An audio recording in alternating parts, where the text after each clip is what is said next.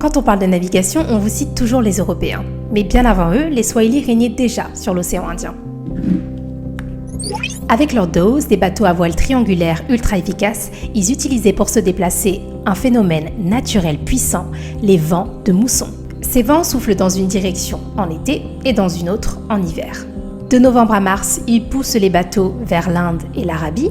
De mai à septembre, ils s'inversent et ramènent les bateaux Swahili vers leurs côtes, chargés de marchandises précieuses. Pas besoin de boussole ni de lutte contre les courants.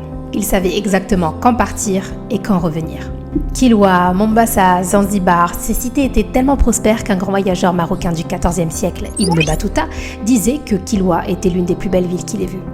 Il a aussi décrit les Swahili comme de grands commerçants dont les routes commerciales reliaient l'Afrique, le Moyen-Orient, la Chine et l'Inde. L'amiral chinois Zhang He est aussi venu au XVe siècle et est reparti avec un cadeau, une girafe.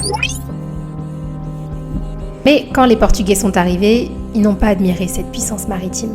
Ils l'ont détruite. Pillage, incendie, massacre, tout ça pour prendre le contrôle du commerce.